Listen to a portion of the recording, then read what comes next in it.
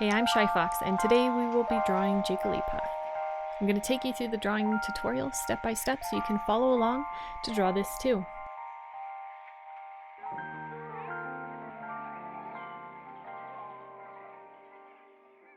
So we're going to get started the same way we get started with many of our drawings. We are going to draw a circle in the middle of our page. Now, Jigglypuff's body basically is the circle, so that will mean we want to take up as much space as we can, or sort of maximize our space on our paper with Jigglypuff's body. I mean, we're not going to go all the way to the edge, but if we're thinking about filling the page, we will have to make it fairly big. So I'm going to do mine about this big. Now, the trick with circles again is going around lightly, not just doing one circle and being like, I suck at drawing circles. Go around and around slowly, lightly, move your whole arm, and a circle will appear that's reasonably round. And then just sort of sketch the sides all the way around to try and just refine the roundness of your circle.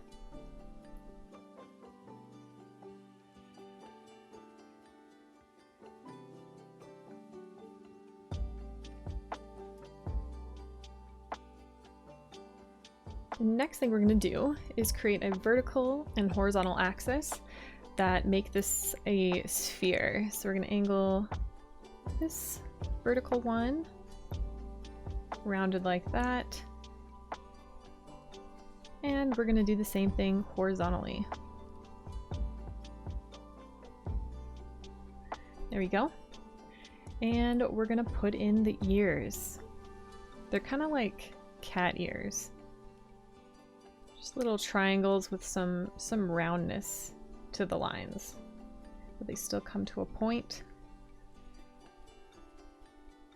We're going to have Jigglypuff sort of leaning back a little bit, so this ear on our right is going to be it's going to be higher than the one on our left. I'm just going to clean up my shape. Bring out your eraser and use that to sort of refine the lines and shapes that you want. And that's also why it's important not to draw too dark initially, as we often would like to go back and fix what we're doing, and that's much easier to do if our lines aren't too dark. So let's do the other side. Now Jigglypuff again is leaning, so we have this ear situated about there, and our other ear on the other side. We're gonna have the top of the ear connect about there. Actually, I'm gonna make it a little higher, about here. And our bottom side of the ear is gonna connect more like here. As you can see, this side connects here and here, sort of evenly in this quadrant. So you can visually observe where that connects based on our, axis. And so this one's gonna connect. Have it go out this way. And we don't want that to look too pointed. We kind of want this to be rounded. Give it that rounded feel. So even I'm sort of finding my shape, finding my way. So that's why we draw lightly before, so we're not committing too soon. And we can draw the inside lines of the ears. They mimic the shape of the ears, the outside of the ears.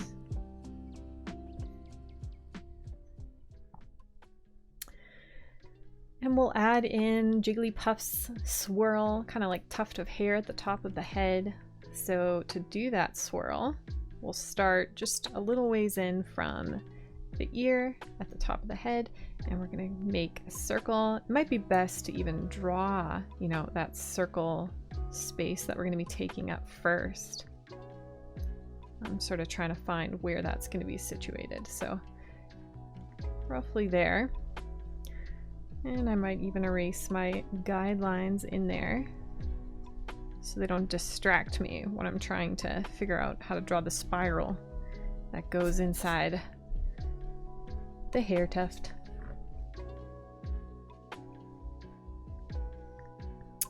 So to do that, we're gonna start in the middle actually. Right about here, just below the middle. We're gonna have it curve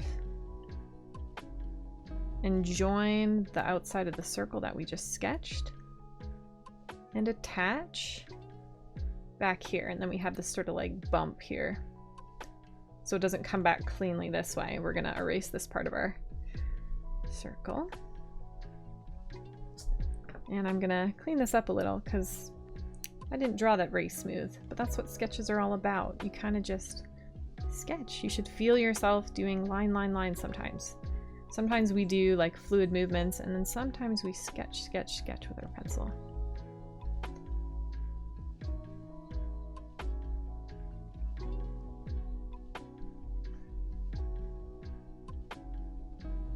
I'm just going back in and sketching over some of the other things that we've done to kind of commit to these lines. Awesome. So the next thing we're going to do is we are going to place the eyes. So let's start with the smaller eye. Because this is on an angle, this eye is going to appear like an oval, and the other eye is going to appear like a circle. So let's start with the oval eye. And if you can pay attention to the shape of the eye and the way that I'm doing it. This eye is going to go almost centered on our horizontal axis of these two quadrants, I guess. Let's give that a try. See how it's sort of a oval shape rather than a circle. So do the outside of the eye, make it fairly big, like it should almost be touching the various axes here.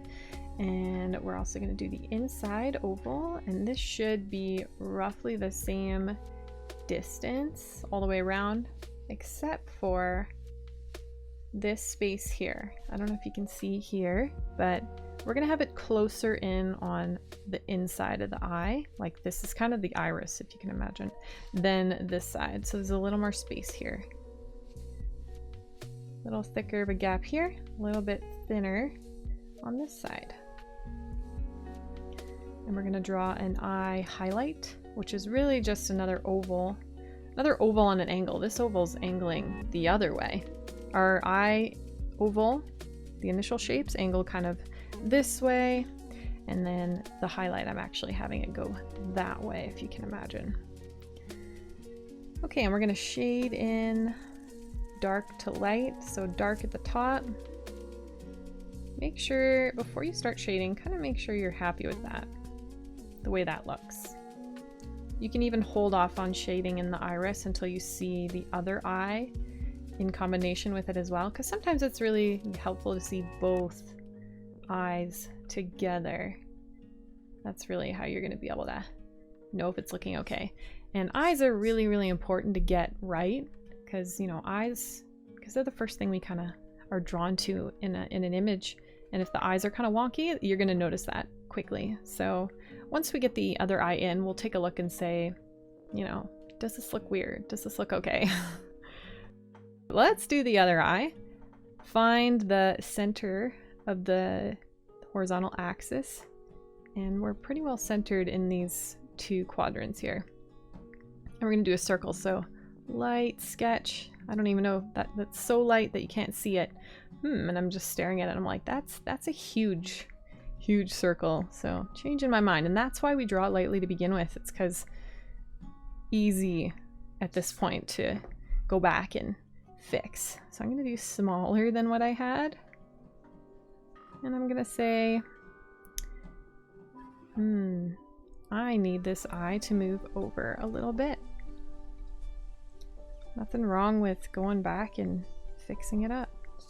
So I've decided it's going to come back this way a little more.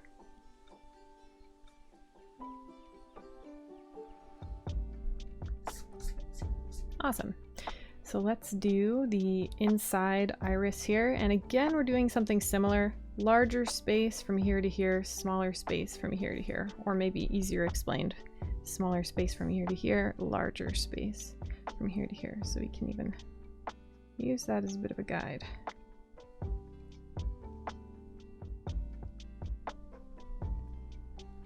I'm gonna erase. You don't have to draw these lines in. That was just to show you. Erase those.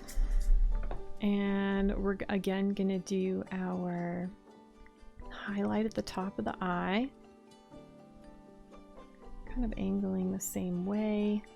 And I think at this point, I know we shaded in the other eye. Bear with me. I think it would be better to create little highlights here. I like to outline mine a little bit, just really lightly, barely even seeing those pencil marks. So the shape we're gonna do on both sides, I think of it like a bean shape.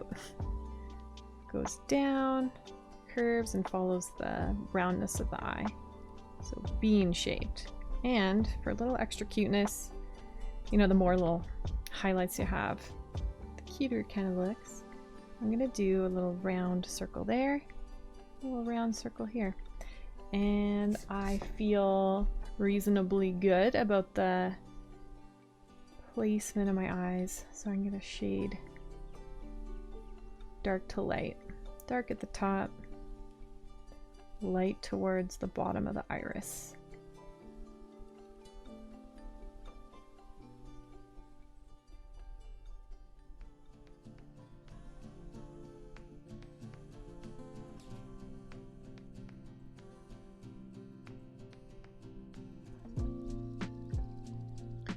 Alright, and we're going to give our Jigglypuff a smile, but maybe before we put the smile in, we want to make sure we're making room for our hands, or I guess they're like little arms. We want room for all of that, the arms and the smile. So the arms are going to be much lower down here. One on that side, they're kind of angling towards each other. Make note of where the axis is. Kind of place yours there. And then the little smile is going to bring this to life a little bit.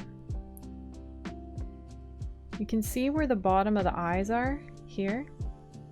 And you can see where this axis lines up.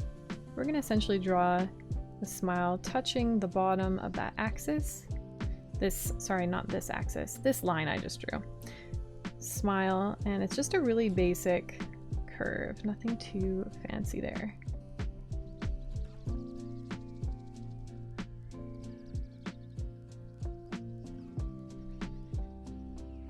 And I'm going to go ahead and erase that guideline I just added in. We don't really need that one. Let's add the feet. So 1 foot on this side. Just do a basic guideline at first. We want to compare and see how these feet look. And then 1 on this side.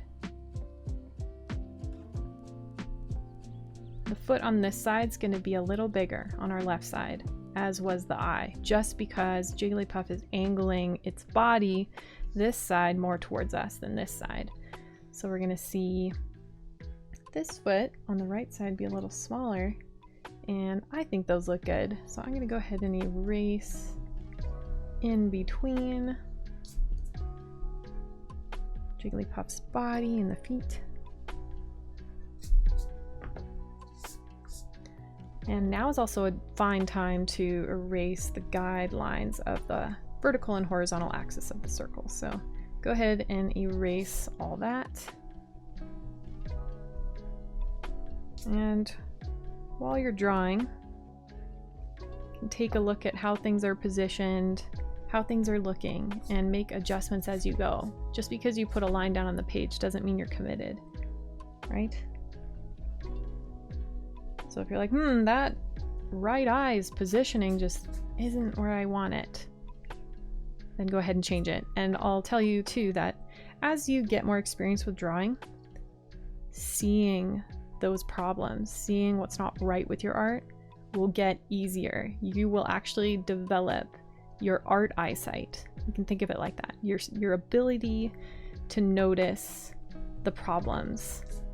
As on my own art journey, have noticed over time how much I've been able to see things now compared to before. I couldn't see them. So if you're newer to art, that's okay.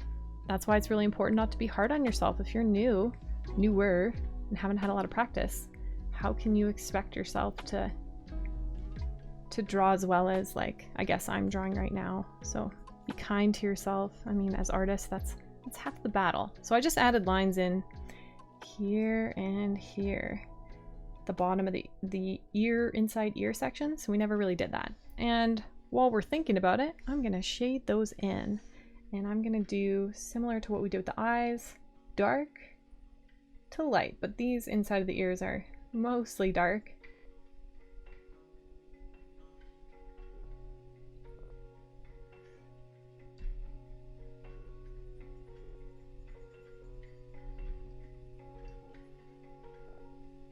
Trying not to smudge the rest of my drawing with my hand. Something to watch out for. Okay, that doesn't look too bad. Can fix it up in a little bit. And at this point, I like the way things are looking, so I'm gonna go ahead and add what I always like to add. A thick, darker looking border around the whole edge of our character, and possibly thick border lines around any important shapes of our character. So I'm going to start with the whole border. So that's basically where all of our lines meet the edge of the paper.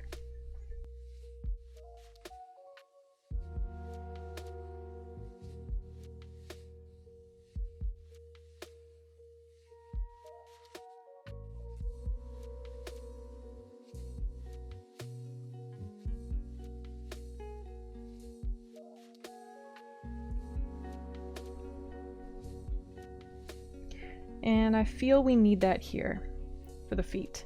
Just a little distinction. It doesn't need to be as thick as our border lines around the whole thing. But I'm gonna also add some darkness in pretty much wherever our main lines are. Really make this drawing pop out now, because we are ready to commit to our lines. And whoops, didn't mean to do that. Just go back and erase anything that's not quite right. Gotta love the pencil and eraser. And I think because it's important eyes pop, I am gonna go back now and darken that much more the eyes.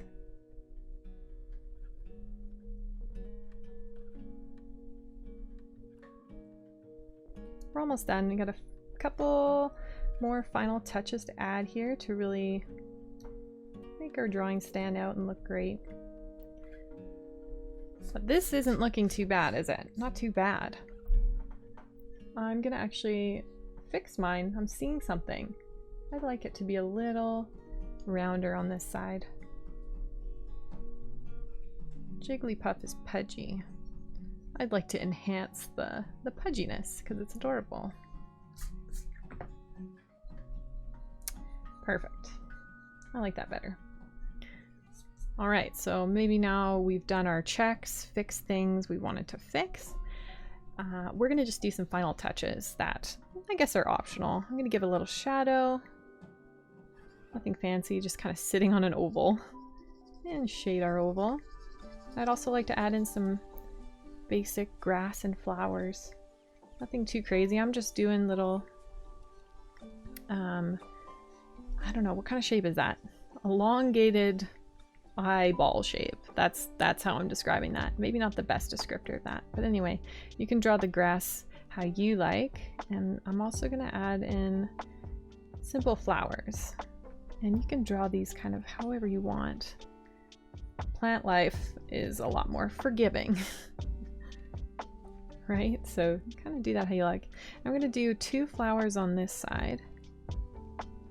One there, one there. Give them a stem. And you can see I'm just kind of roughly shaping these in. Like, it doesn't have to be perfect. That's sometimes the fun in sketching, is noticing those sketchy lines, right? So I'm gonna go and enhance my grass with some extra sketchy lines. Go around my flower a bit here. And the other flowers. And we're gonna call our Jigglypuff artwork done. Awesome job on your drawing, you guys. You can use hashtag #drawwithShyfoxx. There's 2 X's at the end. On Instagram if you want to share your art with me in the community. I've finished off my Jigglypuff as a digital artwork. I also have tutorials on my channel teaching how to make digital art, so you can check those out if you're interested in learning how I do it. And I upload new draw-alongs every day, so subscribe to the channel to see what new characters I'm drawing, and feel free to comment and suggest characters you'd like to see me do in future draw-alongs.